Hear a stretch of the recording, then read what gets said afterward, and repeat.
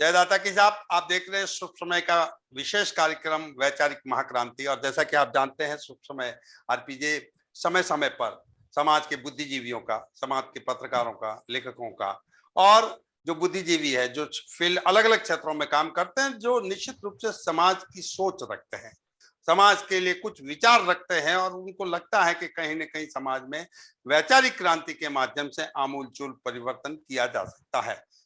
जिनकी मैं बात कर रहा हूं, ओम सिंह जी बिलाड़ा, राजस्थान पत्रिका से 1984 से जुड़े हुए अनवरत, और उन्होंने लगभग 170 गांवों का दौरा किया। आओ गांव चले के जो है आलेखों से पूरे राजस्थान की 7.5 करोड़ जनता को लाभान्वित किया। उन्होंने कड़वा सच में सरकारी खामियों को उजागर करने का जो बीड़ा उठाया था, उनके 7 आलेख लिखे उन्होंने, जिसमें से 4 पत्रिका समूह ने भी उन्हें पुरस्कृत किया था। एक बार आप रामनाथ गोयनका एक्सीलेंसी अवार्ड राष्ट्रीय स्तर पर दूसरे नंबर पर रहने पर उपराष्ट्रपति भैरव सिंह जी शेखावत के हाथों भी ये सम्मानित हो चुके हैं। और वर्तमान में आप राजस्थान पत्रिका के महाराष्ट्र संस्करण में पुणे में ब्यूरो चीफ पद पर कार्यरत है। तो ओम सिंह जी राजपुरोहित बिलाड़ा, आपका इस प्लेटफॉर्म पर स्वागत है। ओम सिंह जी, आपका स्वागत है। जय श्री रघुनाथ जी की साहब।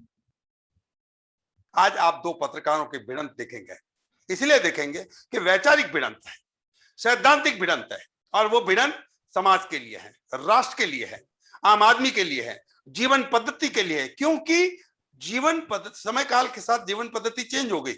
ओम सिंह जी, समाज में कई ऐसे रीतियां हैं जो कुरीति बन गई है, उनका उन्मूलन जरूरी है, वैचारिक क्रांति का होना जरूरी है। तो आज हम बहुत तीखे सवालों के साथ में, माननीय तीखे सवाल तो हालांकि कोई न तो पक्ष है न विपक्ष है, लेकिन समाज के लिए हम तीखे सवालों के साथ, क्योंकि जिम्मेदार पर्सन है वो है, और उस दर्द का उन्मूलन कौन करेगा?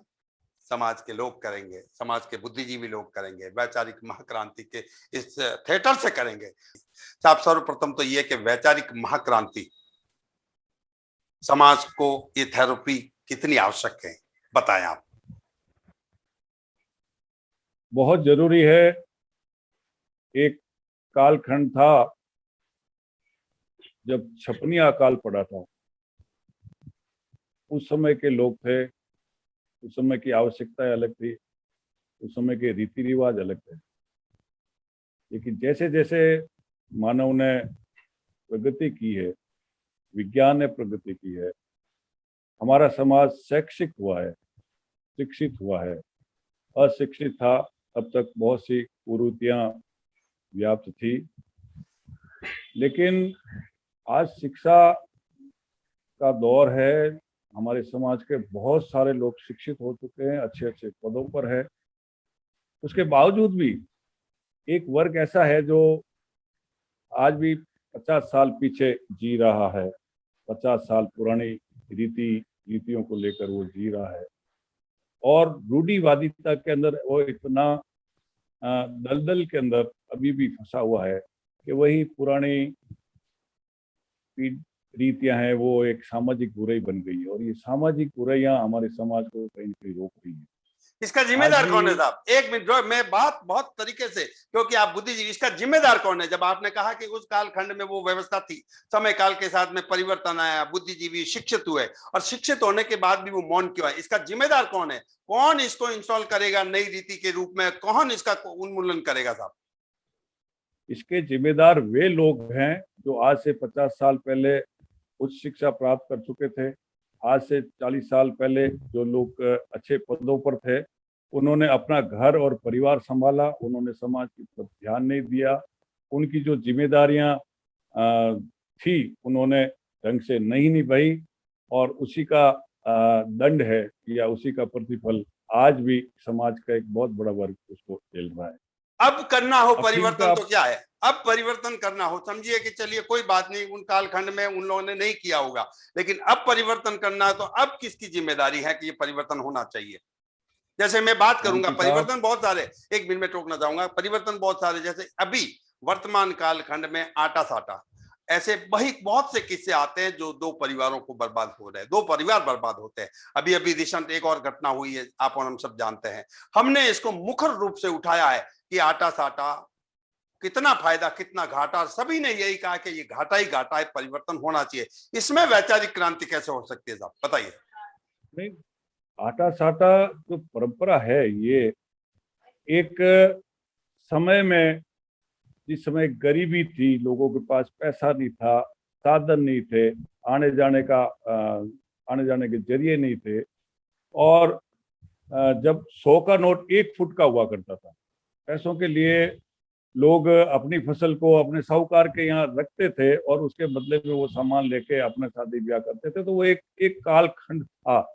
लेकिन इस युग के अंदर जब हम 21वीं सदी के अंदर जी रहे हैं, तो इस 21वीं सदी के अंदर आटे साटे की तो कोई होना ही नहीं चाहिए, कोई सवाल ही नहीं, कोई प्रश्न ही नहीं।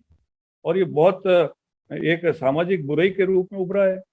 जीवन बर्बाद हो रहे हैं, परिवार बर्बाद हो रहे हैं, आपस के अंदर कलह हो रहा है, एक के बदले हम एक देते हैं और एक लेके आते हैं। ये कोई बात हुई कि ये कोई व्यापार हुआ क्या? ये कोई बच्चियों का व्यापार है या बच्चों का व्यापार है? ये बिल्कुल नहीं होना चाहिए। और क्रांति साहब, मैं आपको कहूंगा कि हौसले जीतते हैं, हथियार नहीं जीतता है। अगर हमारा समाज हौसला बुलंद करे तो ये जो सामाजिक बुराइयां हैं, देखिए अफीम का उन्मूलन हुआ है, लोगों ने अफीम को त्यागा है, लोगों ने दहेज को त्यागा है, लोगों ने जिस प्रकार आसोतरा से एक आह्वान हुआ था, उसका बहुत बहुत बड़ा इम्पैक्ट हुआ। हो सकता है अभी भी कुछ बुराइयां रही हो, या हो सकता है अभी भी हम थोड़ा से तो जब ये सब इतनी सारी सुविधाएं आसोतरा ब्रह्मदान से, या हमारी वैचारिक क्रांति से, या क्रांति साहब की वैचारिक क्रांति से, क्योंकि आप जुड़े हुए, आप आज के नहीं, आप मेरे गुरु हैं। आप मेरे नहीं, ऐसी बात नहीं, हम अपन मित्र हैं। आप सीनियर है। हाँ। आप मुझसे ज्यादा सीनियर है, लेकिन मुझे भी आज 35 साल इस पत्रकारिता का क्षेत्र में हुआ है। मैंने हमेशा रचनात्मक पत्रकारिता की, हमने जन समस्याओं के मुद्दे उठाए। तो हमारी समाज के अंदर आज जो समस्या ये आटा साटा की जो बन चुकी है, मैं इसका घोर विरोधी हूँ। और समाज के सभी बुद्धिजीवियों से मैं आह्वान करूंगा, उनसे मैं करबद्ध निवेदन करूंगा कि आप न तो स्वयं आटे साटे को स्वीकार करें, और न अपने गांव में, अपने बस्ती में, अपने समाज में, अपने रिश्तेदारों में इसको आप प्रेरित करें। और अगर कहीं होता है तो आप उनसे समझाइश करें, क्योंकि आज हम शिक्षित हो गए। आज के इस युग के अंदर हमारे समाज के दर्जनों आरएस हो चुके हैं, कई आईएएस हो चुके हैं, कई आईपीएस हो चुके हैं। क्योंकि आपने एक बात कही कि ब्रह्मधाम आसोतरा से एक फरमान हुआ, आपने अफीम उन्मूलन को लेकर के बहुत कुछ परिवर्तन आया उसमें, और बहुत सारी जो शादी ब्याहों को लेकर के आया। तो आपका ऐसा रहा, क्या लगता है कि आटा साटा के लिए भी ब्रह्मधाम आसोतरा को आगे आना चाहिए? बिल्कुल बिल्कुल 100% पुरजोर शब्दों में मैं हमारे महामना साधु संत जो हैं, हमारे जो आराध्य हैं, जिनके नाम से हम एकत्र होते हैं, जिनके नाम से हम हर पूर्णिमा में वहां पे जाते हैं, हम उनको नमन करते हैं, हम उनको सर्व करते हैं, उनको ये समझना चाहिए। उनको इस बात को, जब आज समाज के अंदर इसके कारण, आटे साटे के कारण घर बिखर रहे हैं, परिवार बिखर रहे हैं, क्लेश हो रहा है, तो सच तो यह है, मैं समाज के समक्ष भी कहना चाहता हूं, सच तो यह है कि समाज में लड़कियों की कमी नहीं है, समाज में लड़कों की भी कमी नहीं है। ठीक है, 2, 4, 5, 10% का वेरिएशन हो सकता है, हम ये नहीं कहते, क्योंकि हम इस चीज को एनालिसिस करते हैं इसका। लेकिन सार्वभौम हमें दिखता है, हम बात करते हैं समाज के समाज बंधुओं से, हम परिवारों से बात करते हैं, तो समझ में आता है कि इस तरह का जो है वातावरण है। अब रही बात उन परिवारों के दिलो दिमाग में, ये कैसे निकालें कि आप निश्चिंत रहिए, आप लड़की को शुरुआत करेंगे लड़की देने की जहां आपका उपयुक्त संबंध हो। पूरे हिंदुस्तान की बात करता हूं, 40 लाख की आबादी है, 2000 के आसपास गांव है, बहुत बड़ा समाज है, विस्तृत समाज है। समाज यह है कि 120 जातियां हैं केवल हमारी, 120 जातियों का जो है एक संबंध रोटी बेटी का संबंध है। रोटी बेटी का संबंध होते होते आटा साटा के संबंध की ओर हम बढ़ रहे हैं। ये 21वीं सदी में बड़ा कलंक है। अब वो जानते हैं कि ये तकलीफें आ रही है, फिर भी मजबूरी से ये काम करते हैं। तो मैं ये समझता हूं, मैं बुद्धिजीवियों से भी निवेदन करता हूं, और सबसे बड़ी बात आपको कहता हूं, महिलाएं समाज की जितनी भी है, अधिकतर ये आटा साटा के विरोध में है। जब मुझे कमेंट्स आते हैं, जब मेरे पास जब इस तरह का मैसेज आता है, तो जब वो मैसेज देते हैं, बात करते हैं, तो मुझे समझ में आता है कि आटा साटा बिल्कुल नहीं होना चाहिए। और आप देखेंगे यहाँ पे भी जितने लोग जो हैं अभी अपन बात कर रहे हैं, तो कमेंट्स कर रहे हैं तो अधिकतर 100% सभी विरोधी है, लेकिन शुरुआत कहां से हो, कैसे हो। और सबसे बड़ी बात यह है, जैसे ओम जी ने कहा, ब्रह्मधामा सूत्रा फरमान करें और समझाइश करें। फरमान एक चीज अपनी जगह है कि वो उनका आदेशों का पालन करे, लेकिन समझाइश बहुत जरूरी है। खुलेआम हम कहते हैं कि लड़कियों की कमी नहीं है, लड़कों की कमी नहीं है। देखिए क्रांति साहब, वहां से समय समय पर समय के जैसी मांग है, आटा साटा जैसी एक सामाजिक बुराई बन चुकी है, तो वहां से भी ये आह्वान होना चाहिए। समाज में इस कालखंड में आटा साटा के साथ साथ में सगाई सगपण को लेकर के जो बहुत सारे व्हाट्सएप ग्रुप भी चलते हैं, क्या ये एक रीति इंस्टॉल करने की जरूरत है। मैंने कहा ना, इंस्टॉलेशन बड़ा खतरनाक होता है। नई रीति का इंस्टॉलेशन करना हो तो समझाना पड़ता है, फीडिंग करनी पड़ती है, युवाओं को मोटिवेशन देना पड़ता है, बुजुर्गों को समझाना पड़ेगा, परिवारों को समझाना पड़ेगा। ऐसे ही नहीं है कि अब थोप सकते हैं।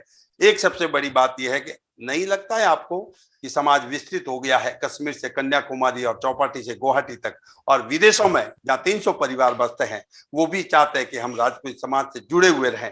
तो क्या नहीं लगता आपको कि आने वाले कालखंड में अभी से शुरुआत करें कि विवाह योग्य युवक युवतियों का लाइव परिचय, इंट्रोडक्शन सम्मेलन भी होना चाहिए, ताकि बहुत सी सुविधाएं बहुत से आसान हो जाए। क्या लगता है आपको इस रीति को इंस्टॉलेशन करने के लिए?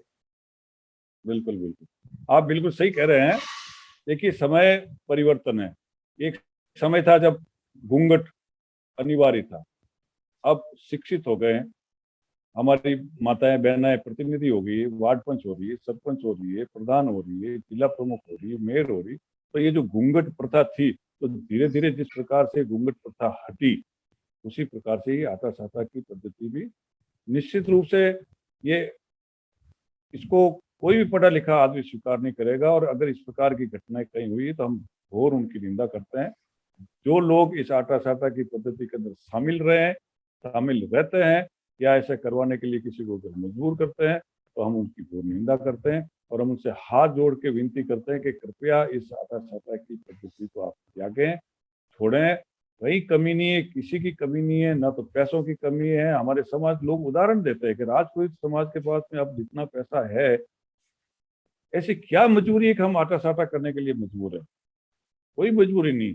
हाँ, पुरानी पद्धति के लोग कोई अपनी पुरानी रिश्तेदारी को निभाने के लिए अगर इस प्रकार का कर रहे हैं, तो उन्हें भी इसको त्यागना चाहिए। और जब मंथन करेंगे तो निश्चित रूप से मक्खन निकलता है।